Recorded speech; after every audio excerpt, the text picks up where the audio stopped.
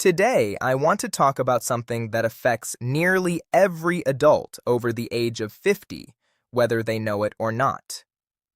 Arterial health. Not in an alarming way, not in a way designed to frighten you, but in a straightforward, honest, science-grounded way, because you deserve clear information. And there is genuinely useful research that most people have never heard of. Over the course of this video, I'm going to walk you through what actually happens inside your arteries as you age, why a specific biological molecule becomes increasingly important after 50, and which everyday foods and drinks the research suggests can support your cardiovascular system in meaningful, measurable ways. This is not a replacement for your doctor. It is not a reason to stop any medication. It is education, the kind of deep, unhurried conversation about cardiovascular nutrition that a busy clinical appointment rarely has time for. Let's get into it. What actually happens to your arteries after 50? To understand why certain foods matter, you first need to understand what is happening inside your arteries as the decades pass. Your arteries are not passive pipes. They are living, dynamic tissue. The inner lining of every artery in your body, called the endothelium, is a single layer of cells that performs a remarkable number of functions. It regulates blood flow, it controls inflammation, it manages how substances pass in and out of the artery wall, and critically, it produces a molecule called nitric oxide. Nitric oxide. You may have heard this term before. It became more widely known after the 1998 Nobel Prize in Physiology or Medicine was awarded to the three scientists who discovered its role in the cardiovascular system: Robert Furchgott, Louis Ignarro, and Farid Murad. Their work revealed that this simple molecule, produced naturally inside your artery walls, is one of the most important regulators of vascular health we know of. Here is what nitric oxide does. First, it signals the smooth muscle surrounding your arteries to relax. When that muscle relaxes, the artery widens. Blood flows more easily. The heart doesn't have to work as hard. Blood pressure drops naturally. This is called vasodilation, and it is one of the primary mechanisms by which your body regulates blood pressure moment to moment. Second, nitric oxide helps maintain the integrity of the endothelial lining itself. A healthy, functioning endothelium is largely resistant to the kind of damage that initiates plaque formation. When nitric oxide production is adequate, the artery lining acts as a protective barrier. Third, nitric oxide has anti-inflammatory properties. It helps regulate the behavior of immune cells near the artery wall, reducing the kind of chronic low-grade inflammation that researchers now understand plays a significant role in cardiovascular disease. Now here's the part that is directly relevant to anyone watching this video who is over 50. Nitric oxide production declines with age. This is well documented. The endothelial cells that produce nitric oxide become less efficient over time. The enzyme responsible for making it, called endothelial nitric oxide synthase, or nNOS, becomes less active. Oxidative stress, which also increases with age, degrades nitric oxide before it can do its job. Research published in the journal Nitric Oxide and other publications has shown that by the time people reach their 60s and 70s, nitric oxide bioavailability can be significantly reduced compared to younger adults. This decline is associated with several things that are extremely common in older adults: rising blood pressure, increasing arterial stiffness, reduced exercise tolerance, and changes in circulation to the extremities. Understanding this gives us a framework for understanding why certain foods matter, and which ones have the most evidence behind them. The dietary nitrate pathway. Here is where the science gets genuinely interesting, and where beetroot juice enters the picture. Your body has two main ways of producing nitric oxide. The first is the enzymatic pathway I just described, where ENOS converts a compound called L-arginine into nitric oxide inside the endothelial cells. This is the primary system in younger adults. The second is called the nitrate-nitrite-nitric oxide pathway, and this one works differently. When you eat foods that are high in inorganic nitrates, certain vegetables primarily, your body absorbs those nitrates into the bloodstream. They accumulate in the saliva. Bacteria that naturally live on the surface of your tongue then convert those nitrates into nitrites. When you swallow, those nitrites travel to the stomach and into the bloodstream, where, particularly in areas of low oxygen like tissues with reduced blood flow, they are converted into nitric oxide. The significance of this pathway is that it does not depend on the ENOS enzyme. It does not require the same machinery that declines with age.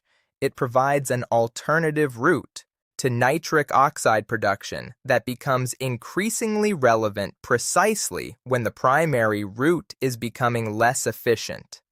This is not a fringe theory. It is a well-established area of nutritional physiology. The research has been conducted at institutions including University College London, the Baker Heart and Diabetes Institute in Australia, and multiple Scandinavian research universities, among many others. And the food most studied in this context? Beetroot. Beetroot juice. What the research actually shows. Let me be very specific here, because specificity matters when we are talking about health claims. Beetroot is one of the richest dietary sources of inorganic nitrates. A standard 250 ml serving of beetroot juice can contain approximately 300 to 500 milligrams of dietary nitrates, depending on how it is prepared and the variety of beet used. Several well-designed clinical studies have examined its effects on blood pressure and arterial function in adults. One frequently cited study, published in the journal Hypertension in 2015 and conducted by researchers at Queen Mary University of London, enrolled 64 participants with high blood pressure. Participants were randomized to receive either a daily 250 milliliter dose of beetroot juice containing active nitrates or a control juice with the nitrates removed. The study ran for 4 weeks. The results showed that the group drinking active beetroot juice experienced a statistically significant reduction in blood pressure, approximately 7 to 8 mmHg systolic and 4 to 5 mmHg diastolic, compared to the control group. The researchers also measured arterial stiffness using pulse wave velocity and found improvements in that measure as well. What is important to understand is what this means in context. An 8 mmHg reduction in systolic blood pressure is clinically meaningful. For many individuals in the borderline hypertension range, this kind of reduction can make a genuine difference. For individuals already on medication, it may complement what medication is doing. What this does not mean. It does not mean beetroot juice cures hypertension. It does not mean everyone will see the same result. And it absolutely does not mean anyone should stop prescribed medication in favor of a vegetable drink. That is not what the research says. A 2012 systematic review in the Journal of Nutrition also found that dietary nitrate supplementation was associated with reductions in blood pressure across multiple studies. Now, how does this taste? I will be honest with you. Beetroot juice has a strong, earthy flavor that many people find difficult. If that is you, there are a few practical approaches. You can blend raw beetroot with lemon juice and fresh ginger. You can also purchase concentrated beetroot shots, which are easier to tolerate because the volume is small. One important practical note: Antibacterial mouthwash can reduce the effectiveness of dietary nitrates. This is because the bacteria on your tongue convert nitrates to nitrites. Using a strong mouthwash twice daily may blunt the blood pressure effects. Standard fluoride toothpaste does not appear to have the same effect on these essential bacteria. Beetroot gets most of the attention, but it is far from the only high-nitrate vegetable. This matters because dietary diversity is always preferable. Arugula, also called rocket, is actually one of the highest dietary nitrate vegetables available. Research has measured concentrations as high as 480 milligallons per 100 grams, which rivals or exceeds beetroot in many cases. Arugula also has a very different flavor profile, peppery and sharp rather than earthy. Spinach is another excellent source, with nitrate content typically in the range of 150 to 280 milligrams per 100 grams. It is also extremely versatile. Celery, lettuce, and Swiss chard are also significant dietary nitrate sources. The practical takeaway is this: you do not need to force yourself to drink beetroot juice if you truly cannot tolerate it. Increasing your daily intake of leafy green vegetables is a research-supported approach that fits naturally into a healthy diet. Now let me turn to a different mechanism entirely, and a different drink. Hibiscus tea is made from the dried flowers of Hibiscus sabdarifa. It has a deep red color and a tart flavor, and it has a surprisingly robust body of research behind it in the context of blood pressure. Hibiscus contains anthocyanins that appear to inhibit an enzyme called angiotensin-converting enzyme, or ACE. If you are familiar with ACE inhibitors, you recognize the significance. ACE inhibitors are among the most commonly prescribed blood pressure medications. They work by blocking this enzyme, which relaxes blood vessels and lowers blood pressure. Hibiscus tea appears to have a mild ACE-inhibiting effect through its plant compounds. A well-designed study published in the Journal of Nutrition in 2010, conducted by researchers at Tufts University, enrolled 65 adults with mild hypertension. Participants drank 3 cups of hibiscus tea daily for 6 weeks. The hibiscus group experienced a statistically significant reduction in systolic blood pressure of approximately 7 points compared to the placebo group. A 2015 meta-analysis published in the Journal of Hypertension pooled data from multiple trials and found consistent reductions in both systolic and diastolic blood pressure. Again, context matters. These are modest effects. They are supportive for individuals already on medication, but not a replacement for pharmaceutical treatment. 3 cups per day is the dose used consistently in the research. Brewing dried hibiscus flowers produces a stronger cup.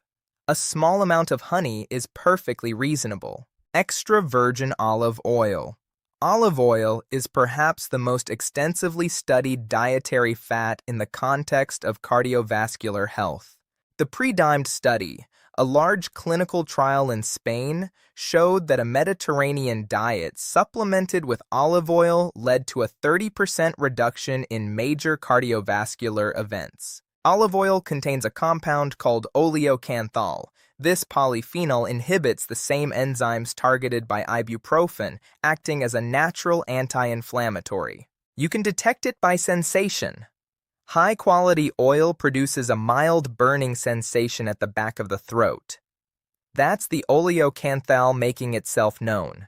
Quality matters. Look for dark glass bottles, single estates, and a harvest date.